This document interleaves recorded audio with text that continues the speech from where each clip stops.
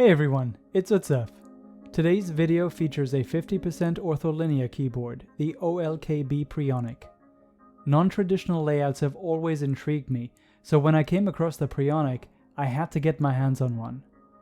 When Drop ran a sale earlier this summer and threw in the MT3 Camillo keycaps for free, it was a no-brainer. Another ergonomic keyboard I checked out recently is the Keychron Q8, for which I'll leave a link in the description below if you want to check out that video. For today, I'll show you how I chose to build my Preonic, and I also have sound and typing tests for you toward the end.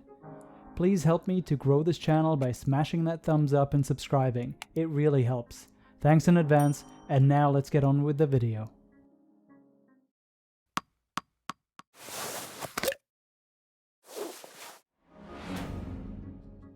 The Preonic arrived in a co-branded box sporting the Massdrop name.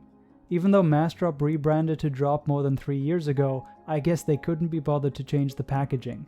No matter, it's what's inside that counts. At the top, you'll find a super useful build and layout reference guide. Immediately below that is the case. I opted for gunmetal grey as it best complements the blue, white and grey Camillo keycaps I'd chosen for this build.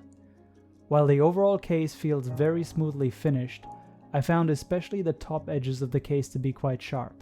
At the bottom of the box are the remaining bits and bobs: a braided USB-C to USB-A cable, 2 clip-in stabilizers, clear stick-on feet, and all the screws, nuts and spacers plus a socket tool you'll need to complete the assembly. Last but not least, we have the PCB and a stainless steel plate. The supplied stabilizers were lightly lubed, so I decided to clean them off and apply my own lube. As usual, I used Krytox 205 grade 0 for the housings and stems, plus Permatex dielectric grease for the wires. As these are clip-ins, installation is super easy. The Preonic supports multiple layouts, and Drop has an excellent build guide video on their website that showcases the different options. I used some leftover PE foam for the case, checking at the end to ensure that the USB-C connector was still aligned with the case cutout. For the rest of the installation, I followed the directions for the extra secure build. There's also a loose plate option, and my choice was somewhat arbitrary. I figured if I didn't like the first path, I could always go down the second at some other time. Oh, I also added a layer of PE foam between the PCB and plate. For switches, I went with Gateron Pro Milky Yellows, as these come pre-lubed, and from past builds I've been happy enough with these stock, although some of you have let me know that these get even better with filming and relubing, so perhaps I'll give that a try in a future video. For keycaps, I used the Camillo keycaps from Drop. Stupidly, the set includes only one 2U spacebar, so I had to take apart the entire board and start again.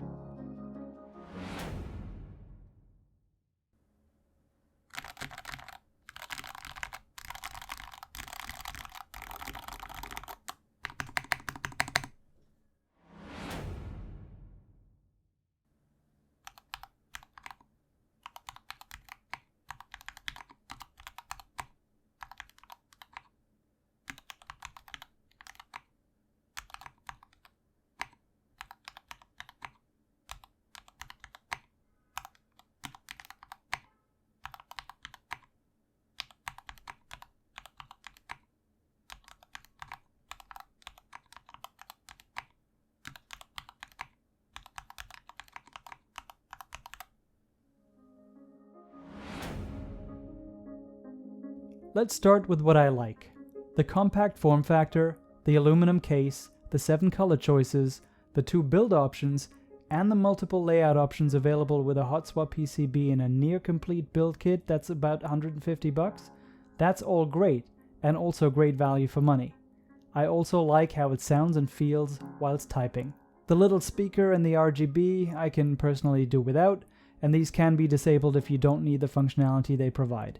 But it's great that they're there for those who like to tinker with their board's technical capabilities beyond merely modding the physical aspects. The overall build quality, while solid, could have been improved by rounding off the case edges, especially the top edges are quite sharp. With all that said, the whole point of OLKB's design is typing efficiency. If my experience is any indication, the learning curve to achieve that efficiency coming from a traditional layout is steep. The MT3 keycaps are also not very forgiving if you accidentally hit the edge of the wrong key, so that's a bit of a double whammy. Unless you think you can master multiple layouts without skipping a beat, or are able to switch entirely to an ortholinear layout, this isn't a board I'd recommend for most people in everyday situations. That doesn't make it a bad board, far from it, it's just that it will require effort and patience to master it. Alright folks, that'll do it for today. Please help me to grow this channel and drop a like, smash subscribe, and turn on notifications if you want to know whenever I post a new video. As always, thanks for watching.